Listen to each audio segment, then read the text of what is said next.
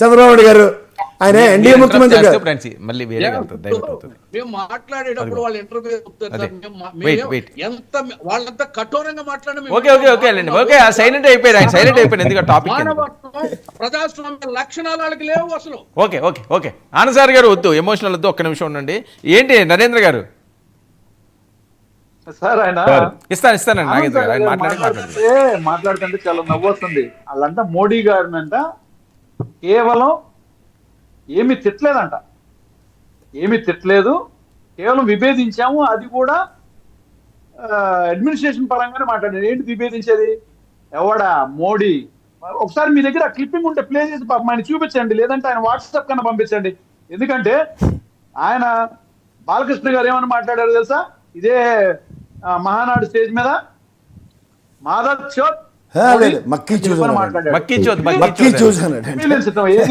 అది కూడా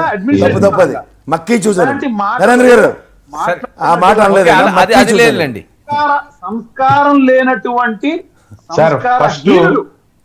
Hindi word Prasad sir మీరే చెప్పండి. నేను చెప్తున్నాను నరేంద్ర గారు, ఆ మాట అనలేదు. మక్కీ చూస్తున్నాడు ఆయన. ఆయనకి మనకి ఏంటంటే హిందీ ఉచ్చారణ కరెక్ట్ కాబట్టి నెక్స్ట్ ప్రధానమంత్రి గారు ఆ మాట నేను కూడా అది ఉచ్చరించకూడదు. దయించి అది విత్డ్రా చేయండి ప్లీజ్ నరేంద్ర గారు. ఆ మాట మనం అనకూడదు, దయించి విత్డ్రా చేయండి. రెండో విషయం, మక్కీ చూస్తున్నాడు ఆయన బాలకృష్ణ. నేను దాన్ని చాలా నిశ్చితంగా పరిశీలించాను. లేదు మీరు ఆ పదం విత్డ్రా చేస్తారు కాదండి. ఇప్పుడు వాళ్ళు వాడుకోలేదు, మళ్ళీ కలిసే ఉన్నారు కదా. ప్రధానమంత్రి గారిని మీరు ఆ మాట మాత్రం తప్పు మీరు అనకూడదు.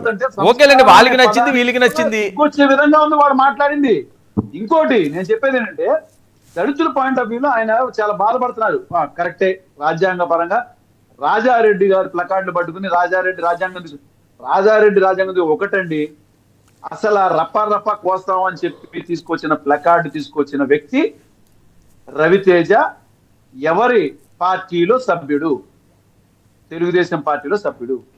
అతను తీసుకొచ్చినటువంటి ప్లకార్డు మీరు అక్కడ వచ్చేటువంటి జనాల్ని కావాలని మీకు సంబంధించిన మీడియా సరేలేండి అయిపోయింది. దీని మీద చాలా సార్లు డిబేట్ పెట్టుకున్నామండి. మళ్ళీ వెనక్కి వెళ్ళి ఆ ప్లకార్డు వైపుకి తిప్పి మరి దాన్ని హైలైట్ చేసి అదేదో మేము సృష్టించినటువంటి నరేంద్ర గారు అది చాలా రోజులు అయిపోయింది. చాలా సార్లు దాని మీద డిబేట్లు పెట్టుకున్నాం. మళ్ళీ దాని మీద వెళ్ళి పాత వద్దండి, కొత్తవి ఏమైనా ఉంటే చూడండి. సరే ఒక్క విషయం నరేంద్ర గారు. ఓకే నరేంద్ర గారు ఒక్క విషయం. నరేంద్ర గారు ఏంటి పేరు నాని గారు అరెస్ట్ చేయమంటున్నారు? వినండి నరేంద్ర గారు. అదేనండి ఒకటే చెప్తున్నా, ఇలాంటి సంస్కృతి ఇలాంటివన్నీ చేసింది వాళ్ళు. ఇంకోటి దళితుల పాయింట్ ఆఫ్ వ్యూలో నేను చెప్తున్నాను, గొట్టిపాడు గ్రామంలో దళితుల్ని అధికార దాహంతో 2018లో అతి దారుణంగా 2018 కాదండి బాబు, ఇది 2025 అండి.